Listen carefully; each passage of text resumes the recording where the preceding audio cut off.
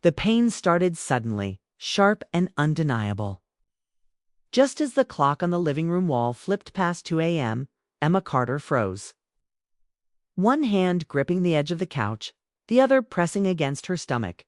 She had imagined this moment so many times, but never like this. Not alone, not afraid.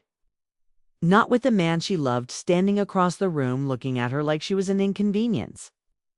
Mark didn't move. He stood near the door, arms crossed, jaw tight, his eyes filled with irritation instead of concern. Outside, snow fell quietly over their quiet Oregon street, the kind of peaceful night people remembered forever. But inside the house, everything was breaking.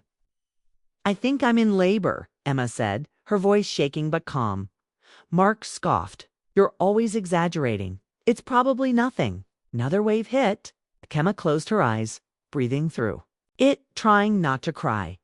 She had waited years for this baby, years of hope, fear, doctor visits, and prayers. She thought this moment would bring them closer. She thought it would finally make Mark happy. Instead, he grabbed her coat and tossed it onto the chair. "I can't deal with this tonight," he said. "Go stay somewhere else. Lily's place? A hotel? I don't care." Emma stared at him, shocked. "Mark, I need you." He looked away. "Not tonight." That was it. No yelling. No apology. Just rejection. Emma slowly picked up the small hospital bag she had packed weeks earlier, just in case. Her hands were shaking, but her face was quiet. She walked to the door, pausing for one last second, hoping he would stop her. He didn't. The door closed behind her with a soft click, but it sounded louder than thunder. The hospital lights were harsh and bright. Emma focused on breathing, on staying calm, on not falling apart.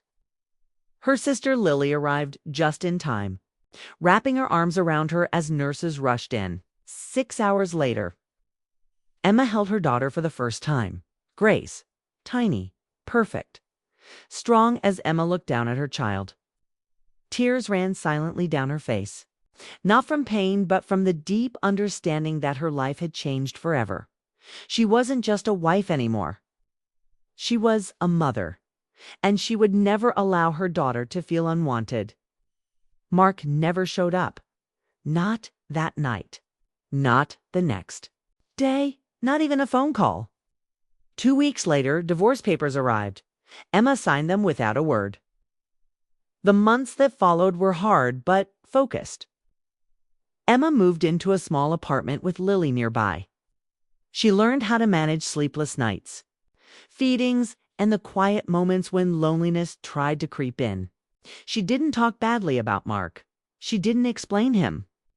She simply moved forward. Money was tight. Emma had quit her job late in pregnancy due to stress. She lived carefully, counting every dollar, refusing to ask Mark for anything.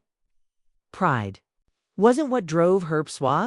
One afternoon, while Grace slept beside her, a letter arrived in the mail. It was thick, official, and unfamiliar. A law firm name from California was printed on the front. Emma almost ignored it. But something made her open it. The words didn't make sense at first. Her grandfather, Daniel Whitmore, had passed away. Emma hadn't seen him since she was a child. He had been distant, quiet, and wealthy in a way no one ever discussed.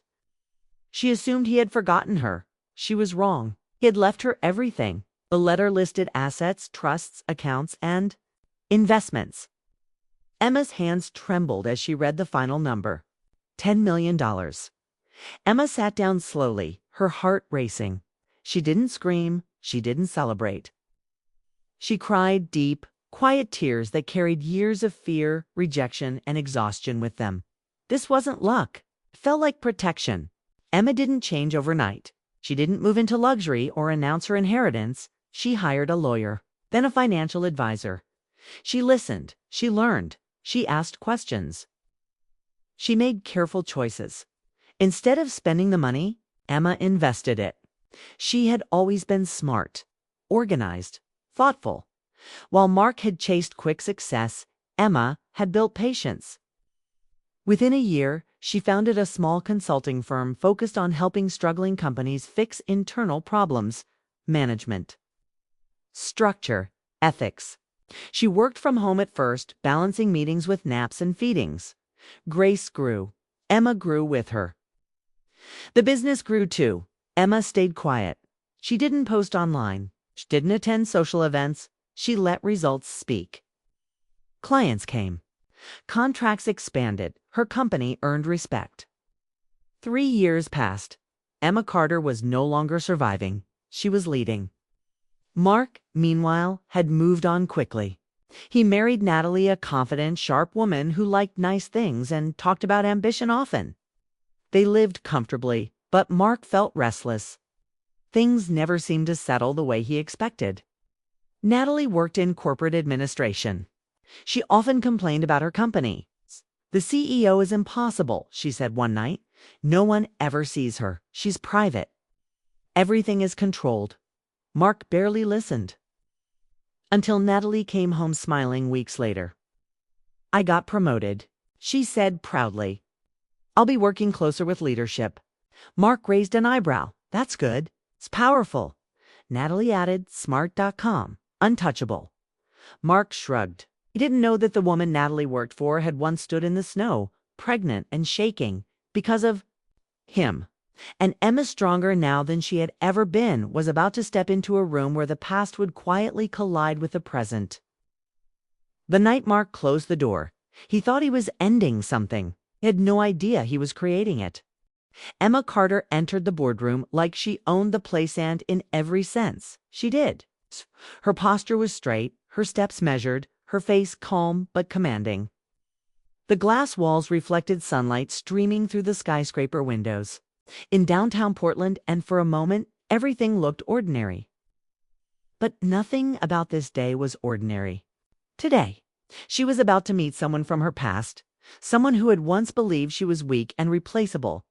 Natalie didn't see her at first. She had walked into the room expecting a routine executive meeting, a typical day in a corporate world that always felt too structured, too predictable. Then her eyes landed on the woman at the head of the table. Her breath caught. Her stomach turned. She knew this face, that face. Emma Carter, her husband's ex-wife, the woman who had been pregnant, alone, abandoned by the man she once loved. And now, here she was. The CEO of the company Natalie had just started working for.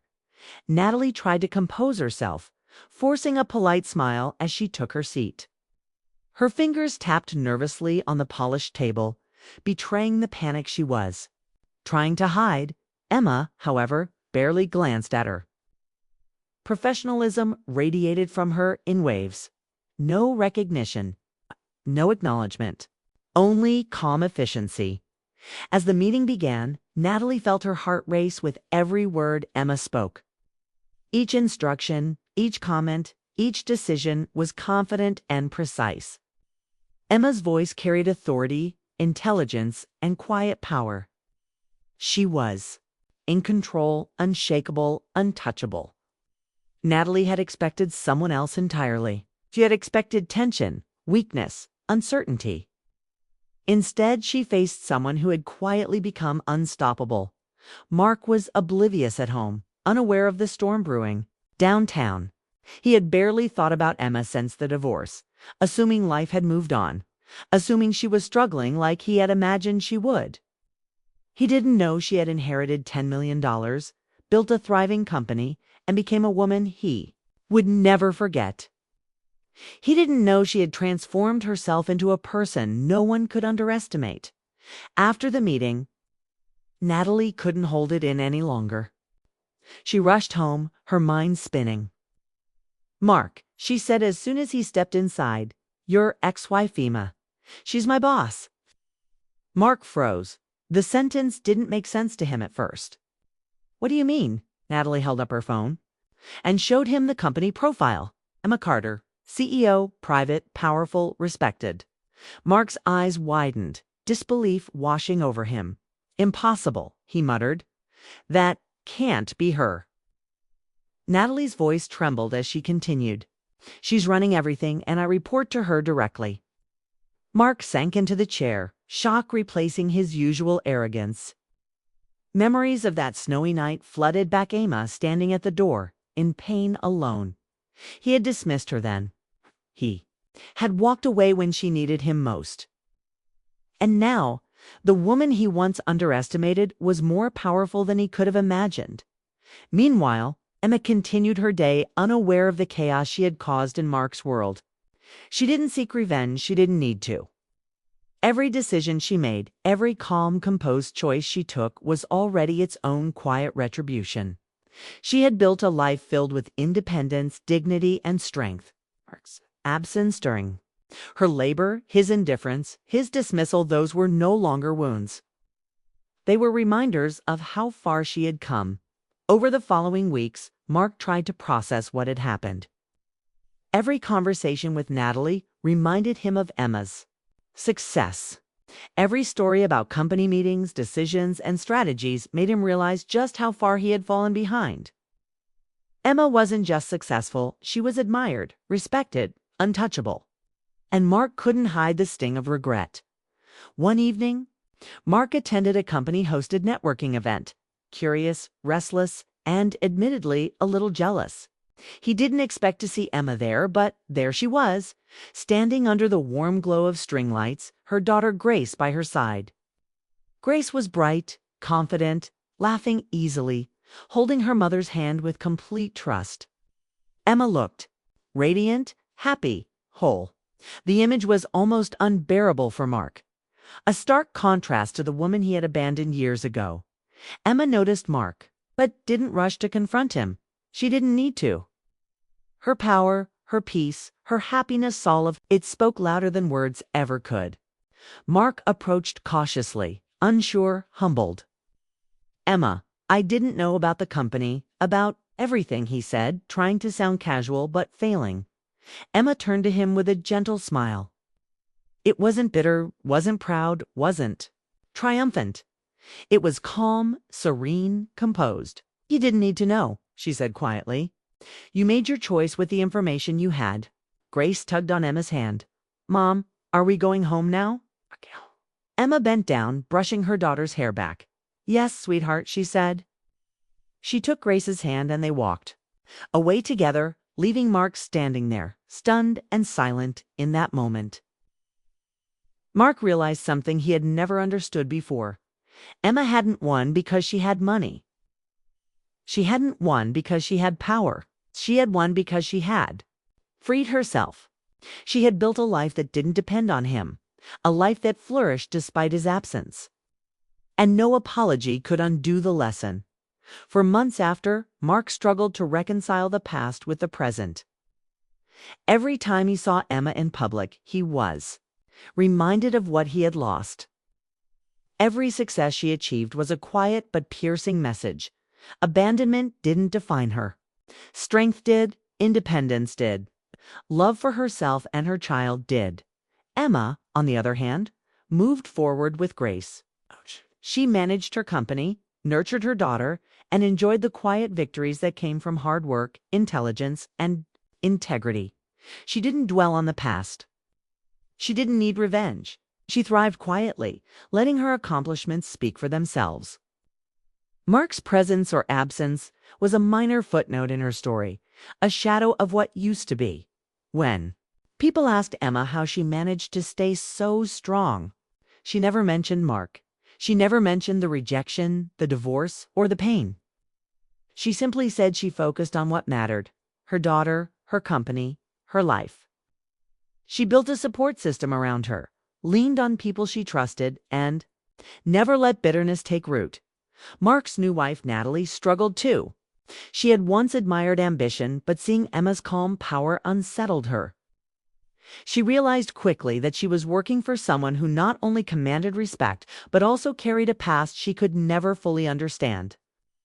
Every decision she made, every suggestion she offered, was measured against the backdrop of Emma's quiet authority. Over time, Mark accepted that the woman he once cast aside had surpassed him in every way that mattered. Not wealth alone, not position alone, but in confidence, in dignity, in the ability to create a life worth living. He tried to apologize once, hesitantly, but Emma, ever composed, simply smiled. She accepted his words without bitterness. She didn't need closure. She had already closed the chapter herself, in the end. Emma's story wasn't about revenge or triumph over Mark. It was about freedom, resilience, and the quiet joy of creating a life on her own terms. She had transformed pain into purpose, rejection into strength, and abandonment into independence. Grew up watching her mother lead with confidence, kindness, and integrity, learning early that life didn't have to be defined by those who left, but by those who stayed true. To themselves, Emma's victory was subtle yet undeniable. She didn't need to confront Mark publicly, shout, or make a scene. She didn't need drama. Her life, rich, fulfilling, and self-directed, spoke for itself. Mark had once thought he controlled her story, but Emma had rewritten it entirely. And he wasn't in the ending. The final realization for Mark came quietly, painfully, in moments alone. He had lost a wife, he had lost a family, and he had underestimated a woman who had always been strong, even when he refused to see it. Emma had taken the pieces of her life he tried to break and made something beautiful out of them. She didn't need him. She had never truly needed him.